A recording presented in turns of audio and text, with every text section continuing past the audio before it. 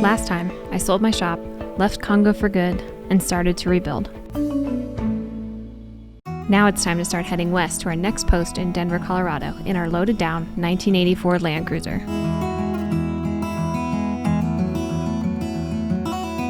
We planned our first pit stop at our family's farm in West Virginia just after the major Appalachian pass we have to make. Our older-than-we-are vehicle had yet to be tested on such terrain, hauling as much weight in planer and jointer as it was. So we figured a planned pit stop for any potential repairs was as wise as two fools could get.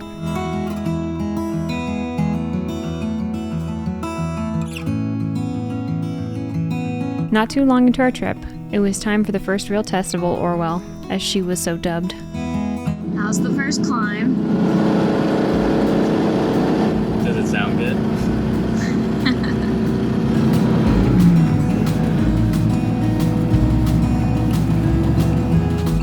But we made it.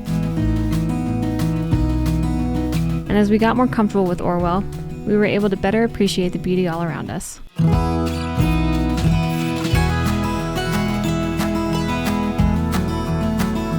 All of us. Soon, we'd be in West Virginia.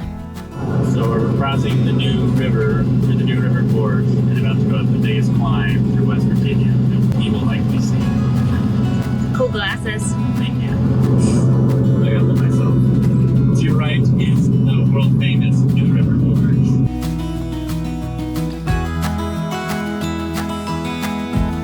Here we go! Oh yeah, it's in second gear, and that barely says 45 miles an hour. But she kept chugging.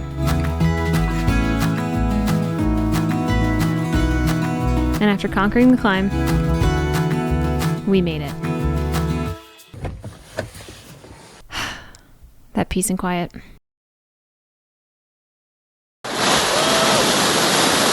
I'd say these boys are going to need a fisherman's bench. I started by collecting some unwanted sumac for the base structure.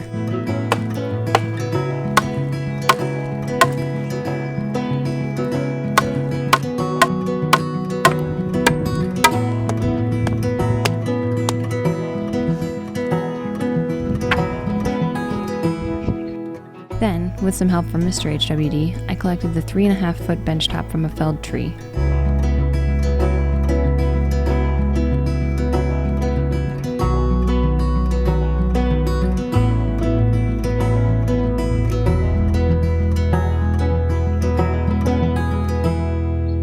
But the chainsaw left some rough gouges, so I used some splitters to help flatten the top.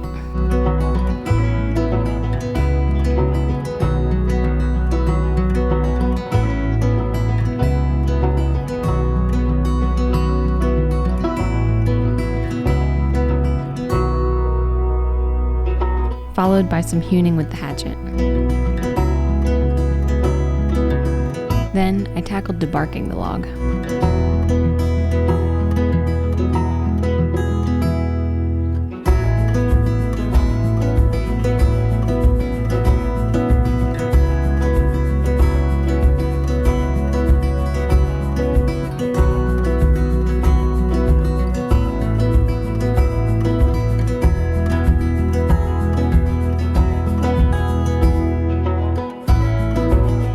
With it all disrobed, it was time to really get the benchtop all cleaned up.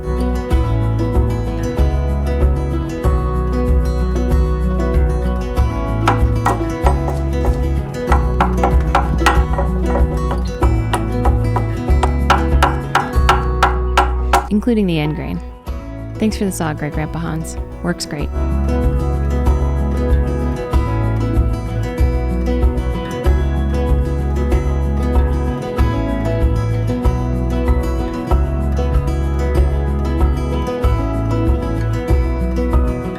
With the more level benchtop, I set about cutting the mortises for the legs.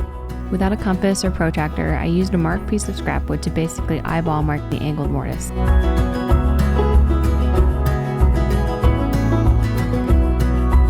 Then, from the bottom, cut them halfway with the 1-inch forstner bit. Flipped the bench over and drilled a 1/4-inch pilot hole to meet the other end and better gauge where to place the second end of my through mortise.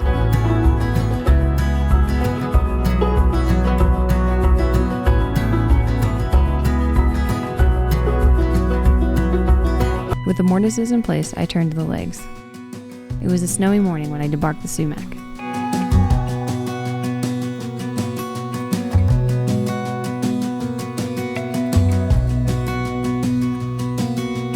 Does it get much better than this?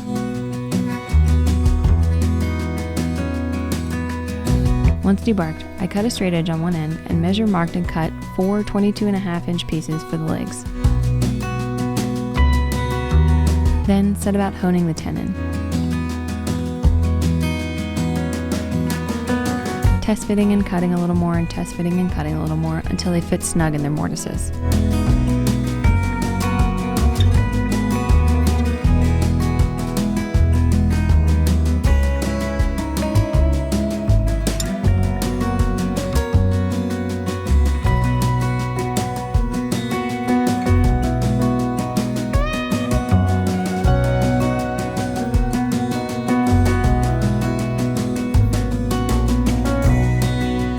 After that, to level out the bench, I marked the point where the shoulder met the benchtop. Then, for the side that sat tall, I measured, marked, and cut the legs to 16.5 inches from the shoulder mark, and for the short side, 17.5 inches.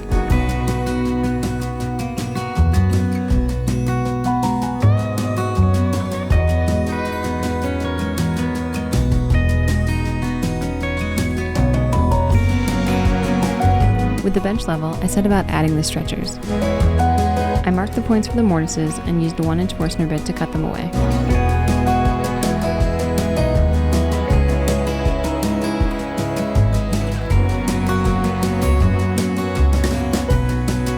Then cut one end of the stretcher flush, honed it to fit the mortises, and then dry fit it to mark the final length of the second end.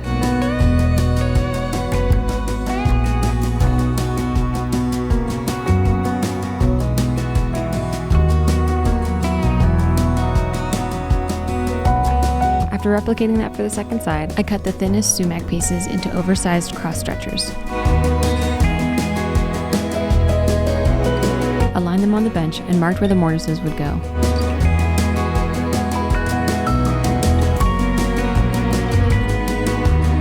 Then cut the mortises.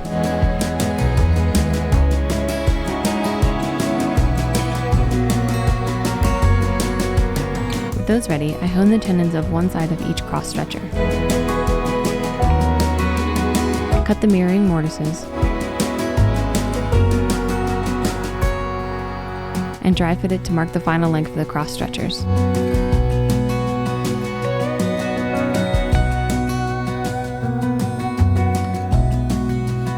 Then cut them down to size and hone the last tenons.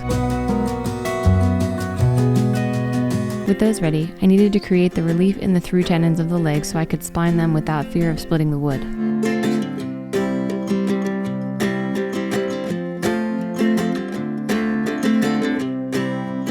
Time to assemble.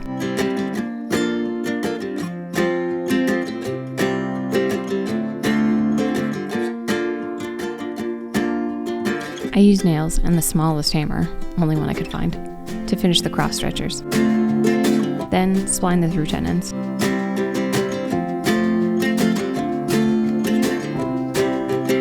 And use the belt sander to make them flush.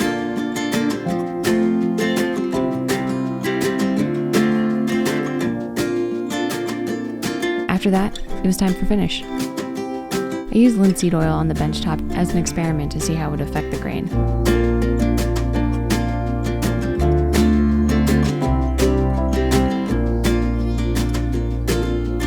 Then finish the whole bench off with weatherproof decking finish.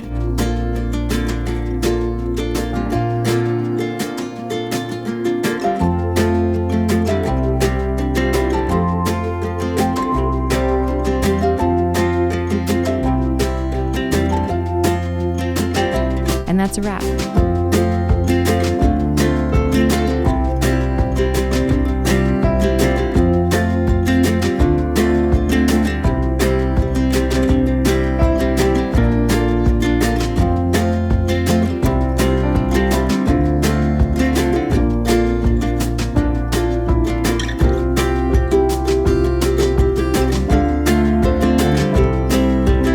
Next time, we stick around West Virginia for a few days and I try my hand at spoon carving. Until then.